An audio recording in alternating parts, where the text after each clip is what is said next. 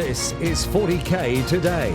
Thanks to the new rules, when you're in engagement range of this podcast, you can still operate on your top profile. Hashtag new 40K.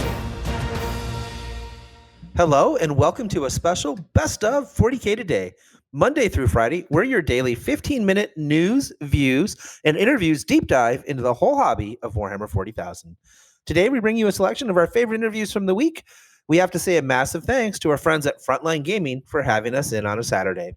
If you like what you hear, give us a listen during the week at 40ktoday.com, or you can find us via your favorite podcast player. Just search for 40K Today.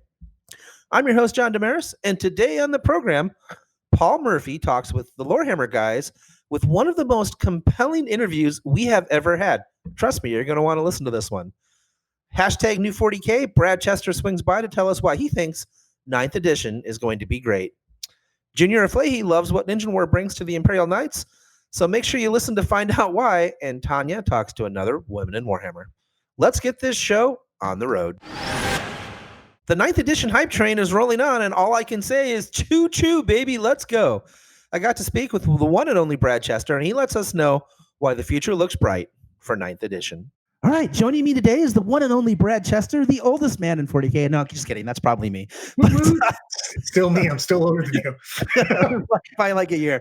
So you're here today from the Art of War to tell us some coaching tips and to talk about, the new 40K, which is I think everybody's super excited about. And we're all just waiting, just give us the rules, GW. So much. I'm going to talk about a rule today that they have released, which is the fact that the vehicles and the tanks, basically tanks, monsters, can shoot into combat. And I've been playtesting it a little bit, and it is a big, big deal. I think the meta is going to be, I'm super excited for the meta, by the way, because I think it's going to be wide open. But one of the things you're going to have to, I was just saying earlier before we were recording, that your mind says, touch that tank, grab that dreadnought, and I can only take X amount of wounds. That's not the case anymore, man. You're going to have to get used to the fact that these guys are going to shoot you in combat. Redempted Dreadnought, big tank, especially a Dreadnought that has combat, because you're effectively giving him free if you consolidate into him. You're giving him free attacks, and on his shooting phase, you're giving him his shooting phase dedicated into killing that unit. So unless it's something that you're okay with it just being deleted or just making it so he can't move, that is also a strategy in and of itself. But I've also found that certain times, like armies that you would never think that are going to want to get into combat are going to start grabbing units because they have an option for being there. Tau, Riptides are monsters. So are the Ghost Keels and things like that. So you can do things where you don't want someone to leave and go, perform that new action ability that they've showed in the things they've released so far. So that brings me to a question. Do you think we're going to see a more evocative form of 40K? Will tanks be driving across the table and running into things a tank normally would, right? Yeah. If you think about what a tank would do, that's what it would do, right? The monster stuff, just yesterday I put on the board 200 monsters creatures. Just because we all owned them. If you played back in the day, and you played, everybody I think bought one Nidzilla army at some point in time, or one of their buddies did. So you know what I mean. But we had that, and I was sitting there, and I go, "What about just playtesting? An army with Carnifexes with double Devourers with Brain Leech. You know what I mean? 12 shots apiece, and use the current points. I don't know the new points at all. You know what I mean? So right. Just use current points to do it, but with the new monster rules, because that whole army didn't work because you could literally, put your middle finger on the Carnifex and just go, you can't shoot, and he only has 3 or 4 attacks. You're never getting a unit off you. But man, that dude shooting 12 shots in a combat plus his attacks is legit. They're not the end all be all. I don't know if I would make the tournament out, but things like that can make a comeback.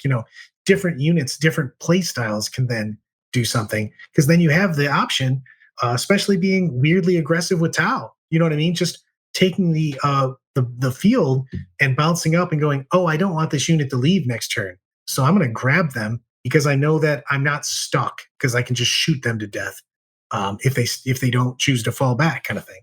Well, also, it's a way for you to take something away from your opponent, because now they have the option of staying in combat with you and getting shot, or falling back and then not being able to charge or not being able to shoot or not be able to do both, right? Depending on what it is. Well, exactly. And the thing is that let's just say falling back's bad.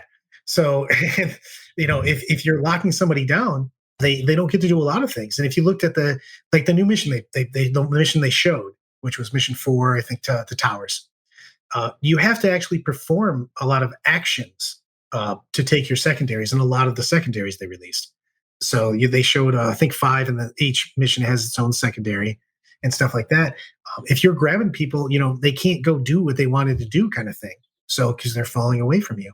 So it's a reason to play, but it makes it it's a more complex, more intricate way to play without going, oh, I brought tanks and a guy touched me, so I was done, or my walking monster was done. Now you can be pretty dynamic in your move, and you have reasons to do things to shut things down. And then you also have the give take of, well, these new monsters and tanks are really good, but am I going to be able to take the objectives and interact with things? So now it gives one more variable for list design. And I really like that a lot. And I'm super looking forward to working with people as soon as 9th edition's out. It's so dynamic for me because I want to help people with new lists because there's so many questions now. There's just more. That's my thing, is it's a little bit more complex in just the answers, the questions you're asking, and giving answers for each one. Yeah. So, I know you're a playtester and you can't tell people what they can do, but what you can tell them is the future bright for 9th edition? Like, because we asked Brian Pullen this question, like, how excited are you for 9th? Like, what can you tell people? Psyched. I'm crazy psyched. I've literally since COVID quarantine broke for Ohio and I got to start playtesting again, with my playtest partner.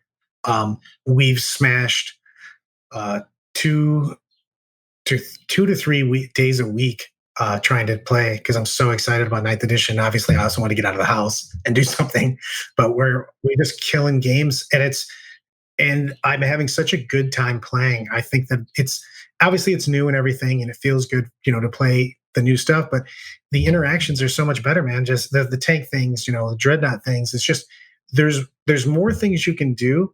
And I'm a list builder guy too. So I just enjoy when you go, hey, Brad, you have to figure out how you can answer these 20 questions when it only used to be 10. You know what I mean? So I think it's exciting. The meta's open.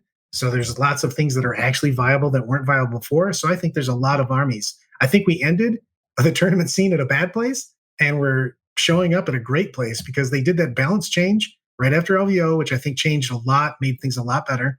And then we have an addition that makes a lot of the bad things good things. So I'm super good. So everybody's got a psychic awakening by the time 9th rolls around, or mostly, I think. So everybody will. And then you got new stuff coming out for people that have. There's the Silent Kings coming out. They've already told you that. That's if you're a Kron guy, that's a huge thing, man. I've heard the Necrons are quite good. I've heard that through the grapevine. So you can't comment. But. Yeah, I'm just saying that. I know a couple of my buddies play Necrons, and they keep bugging me about it. And I just go, "How about this? You're going to be happy with your codex. I think you're going to be happy. How about that? You can't ask for that. So I guess we'll leave it with that. The future looks bright. Oh yeah." That was Brad Chester. Those Necrons sound pretty promising. All right. Next up, we have a great segment that was done by our own Paul Murphy with the guys from Lorehammer. Have you ever been lore curious? If so, this is the segment for you. Yes, Paul for 40K Today, and I'm joined tonight by the guys from Lorehammer, Eric and Mark. Hey, Paul. How's it going, buddy? Hey, Paul. Thanks for having us on. Yo, thanks for joining me. For folks that may not be aware of you, you guys do a podcast and all kind of other stuff. Got Discord and stuff. Tell me about what you have going on. So we started off doing a podcast because I was running out of friends to talk to 40K about. So I said, what better way than to just make a podcast and talk to as many people as we can. So yeah, we've been doing Lorehammer for 3 years now, and we've talked to hundreds, maybe 1,000 people by now. So it's been a lot of fun. Yeah, a lot of different ways that we interact with people too, whether it's on our Discord, or we chat with people on our Facebook, or we do daily lore posts on Instagram, which is pretty cool. We just have pictures of really awesome 40K artwork and then little snippets of lore to try and get conversations rolling about what it is. So that's really cool. Those are probably one of my favorite things that we do. Yeah, it's just it's very easily digestible, which a lot of 40K content is not. Well, it's a big universe, man. Just because, yeah, exactly. So, our Instagram page, we do that quick little snippet of lore. So that's on the Lorehammer Instagram page. So, what do you guys? I mean, if people can't guess, what do y'all talk about on your podcast?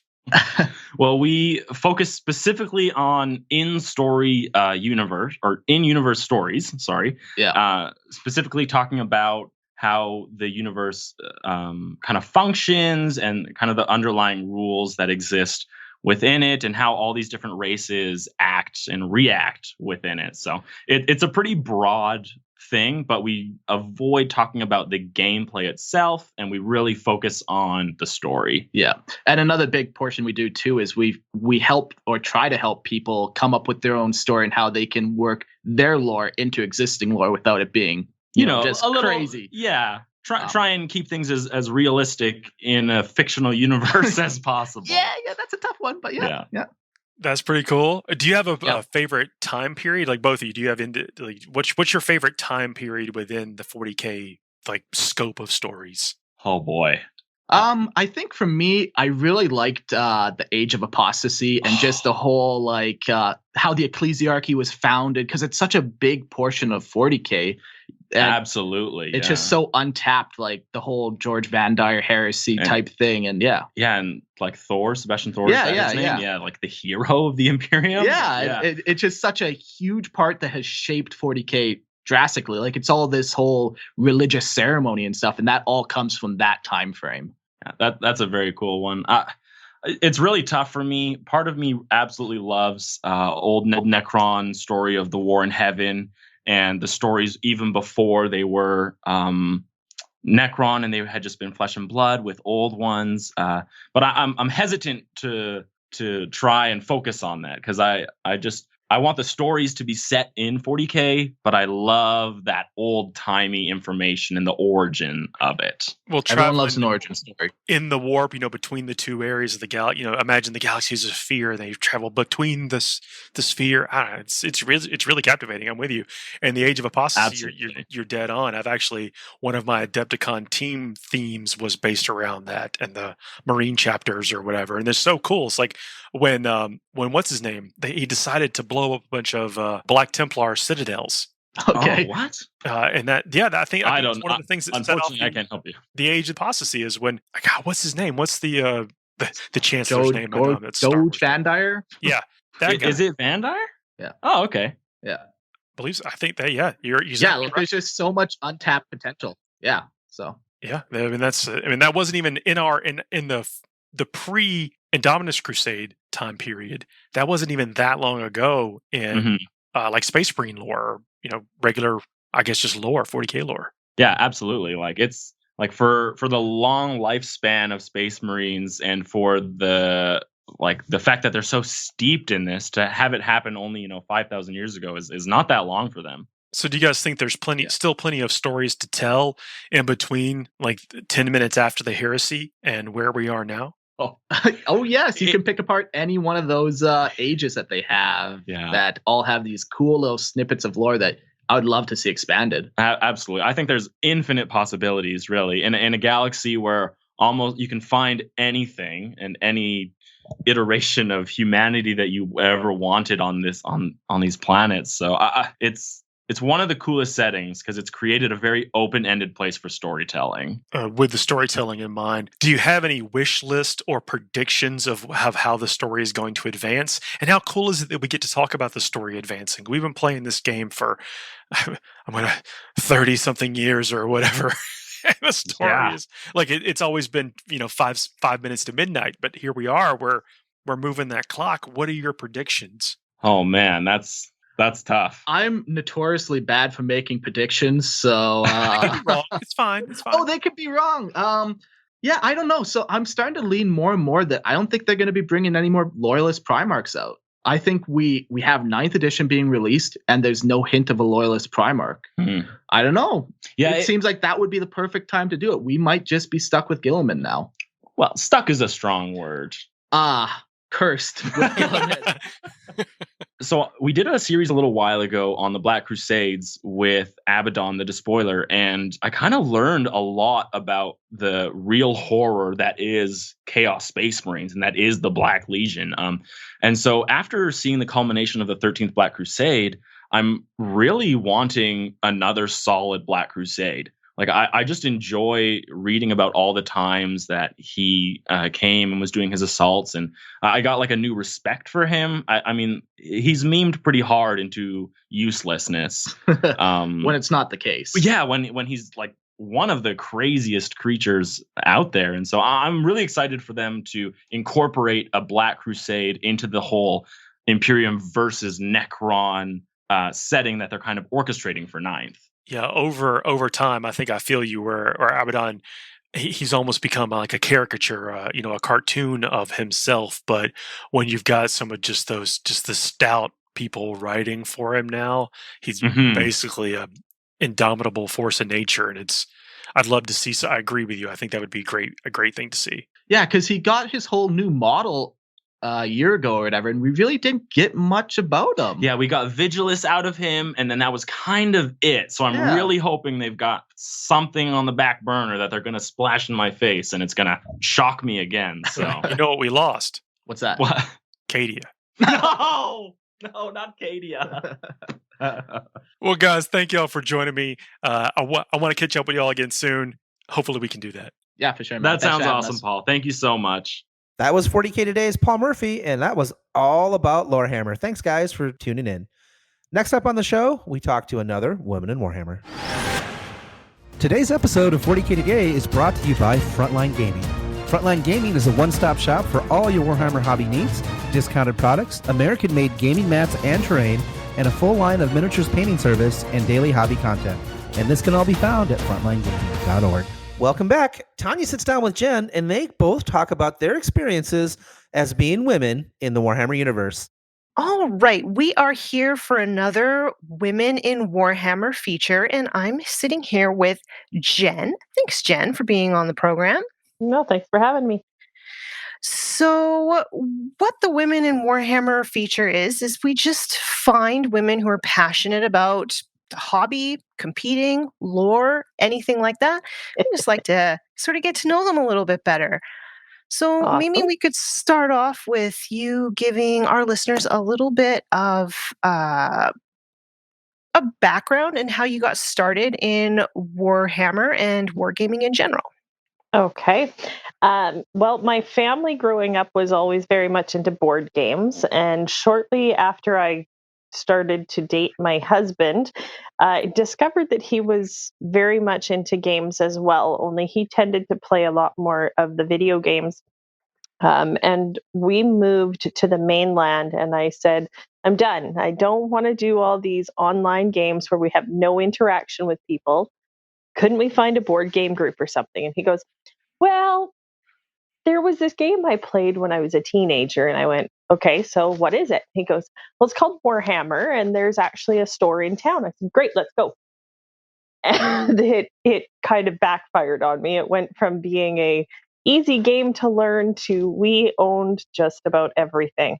That's really interesting that you have like an entire family of gamers in your house. What is it like playing with them, but also playing against them?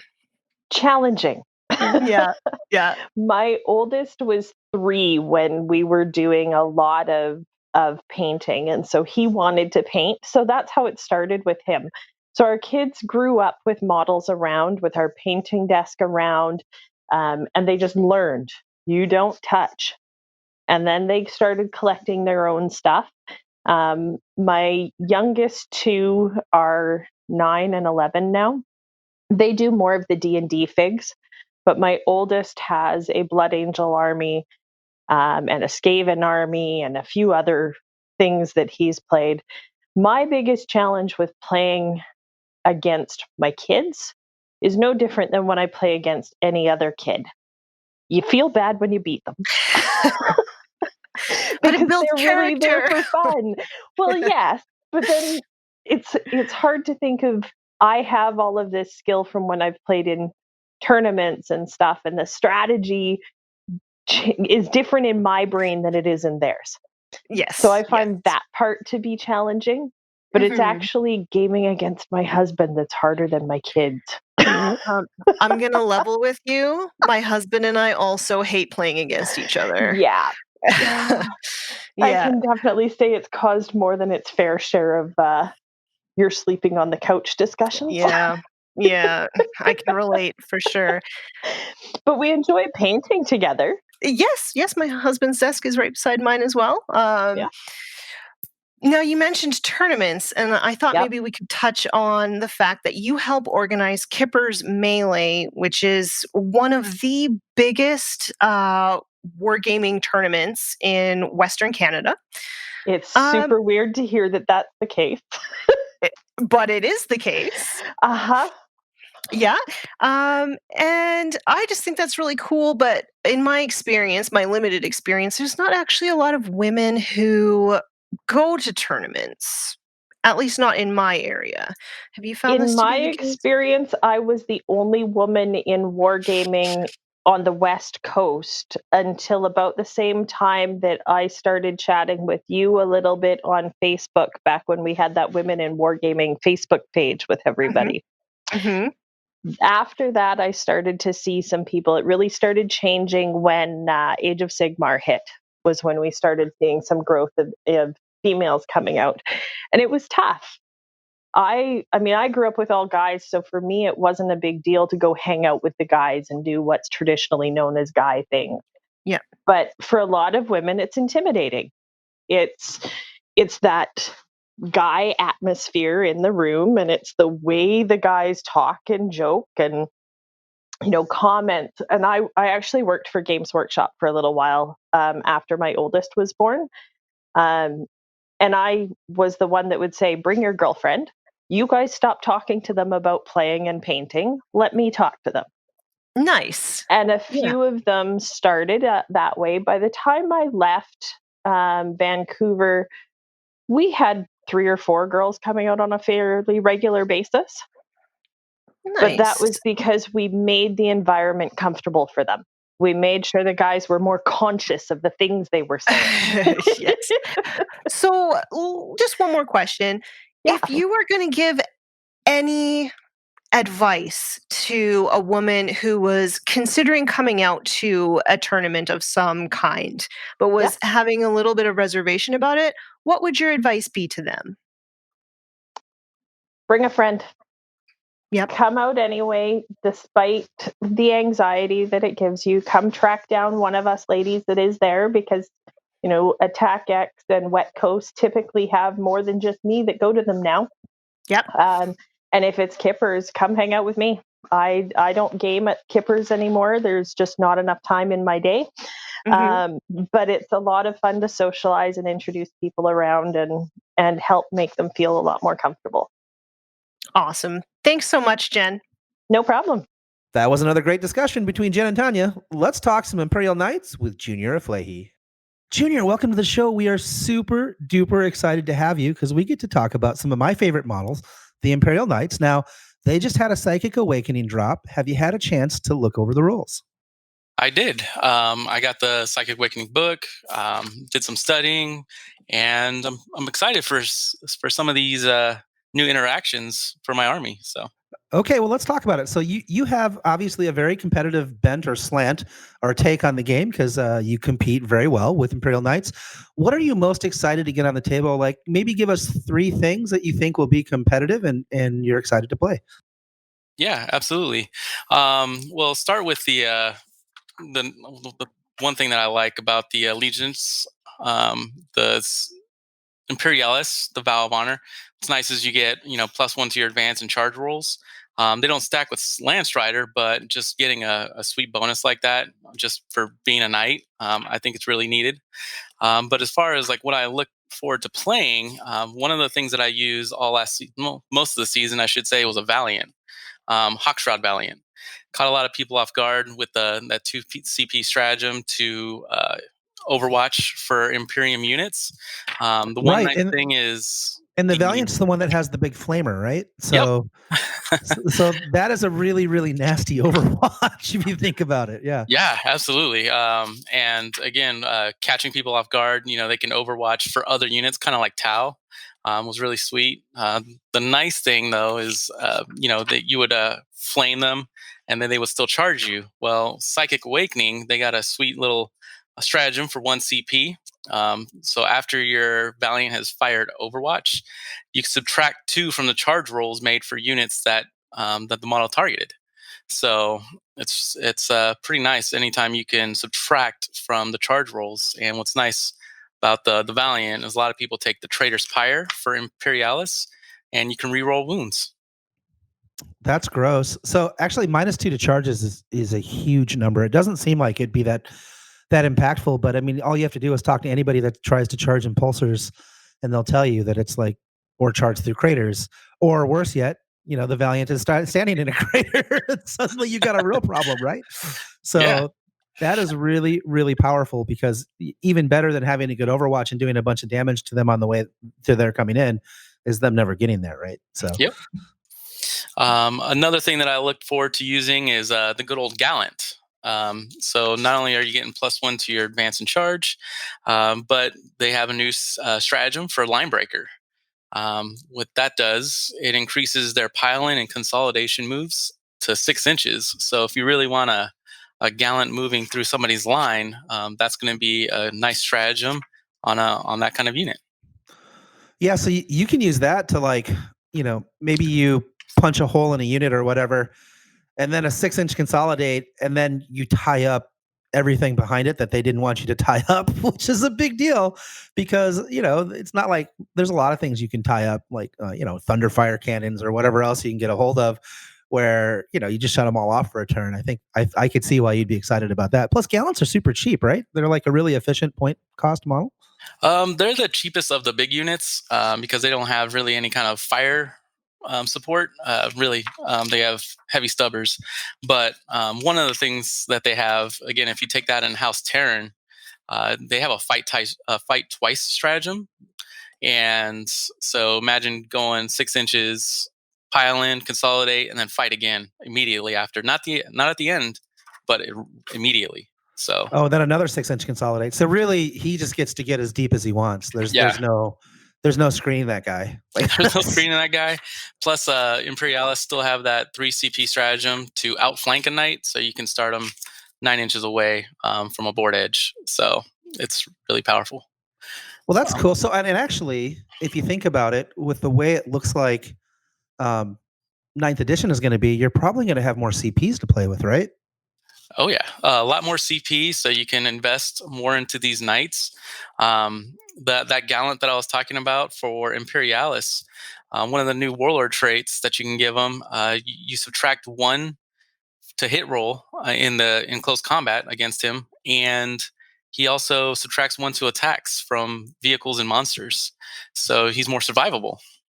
Well, that's really cool. So if I'm picking up what you're putting down, you tell me if I'm kind of picking this up. But you can basically rocket this guy into somebody's lines, do a ton of damage, tie up a bunch of stuff that he doesn't want tied up, and then when they go to counterpunch it, you can make it -1 to hit and -1 to attack. If they come in with like you said, a monster or something.